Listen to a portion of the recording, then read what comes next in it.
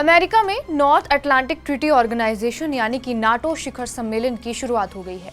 चर्चा है कि इस समिट में अमेरिका यूक्रेन के लिए अपना मजबूत समर्थन पेश करेगा। यूरोपीय देशों के लिए अमेरिका कई घोषणाएं कर सकता है।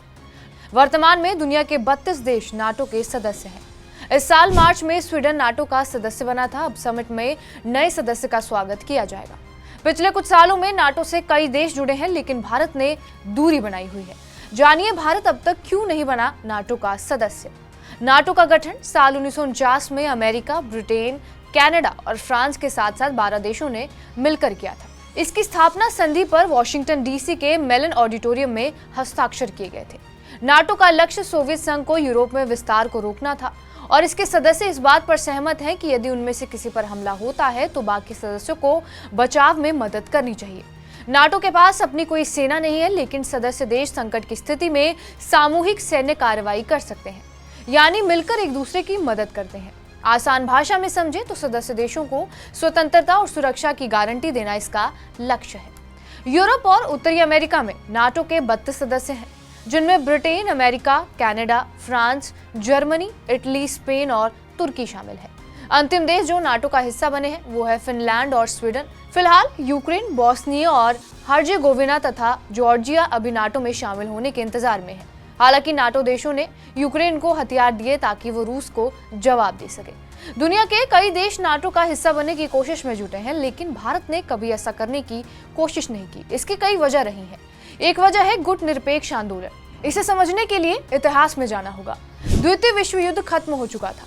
अमेरिका और सोवियत संघ दो गुट बन चुके थे। पूर्व प्रधानमंत्री पंडित नेहरू का मानना यह था कि एशिया और अफ्रीका के नए आजाद और गरीब देशों को बड़ी शक्तियों के सैन्य गुट से फायदे की जगह नुकसान होगा, इसलिए बेहतर होगा कि एक नया गुट बने। इस तरह गुट निरपेक्ष आंदोलन शुरू हुआ और इसका श्रेय भारत को दिया जाता है। इस पहल का लक्ष्य था कि इससे जुड़े देश ना तो किसी पावर ब्लॉक का हिस्सा होंगे और ना ही किसी का विरोध करेंगे। गुट निरपेक्ष आंदोलन कई राष्ट्रों की एक अंतर्राष्ट्रीय संस्था है। वर्तमान हालात को देखें तो भारत का रुख रूस और यूक्रेन के लिए स्पष्ट रहा है।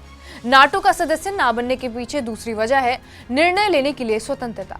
भारत ने हमेशा से रणनीतिक स्वायत्तता को महत्व दिया है। भारत ने हमेशा से ही अपनी विदेश और रक्षा नीतियों के संबंध में स्वतंत्र निर्णय लिए हैं। नाटो के सैन्य गठबंधन में शामिल होने पर भारत को नाटो मेंबर देशों की रक्षा नीतियों और रणनीतियों से जुड़ना होगा। ऐसा होने पर उसके स्वतंत्र रूप निर्णय लेने की क्षमता पर असर पड़ेगा। नाटो का सदस्य बनने पर भारत को कई सैन्य अभियानों और करार का हिस्सा बनना पड़ेगा। ऐसा ना होने पर भारत इस बात के लिए स्वतंत्र रहेगा कि किस देश के साथ सैन्य अभियान चलाएगा और किसके साथ नहीं। देश मिलिट्री पार्टनरशिप को लेकर स्वतंत्र निर्णय ले सकेगा।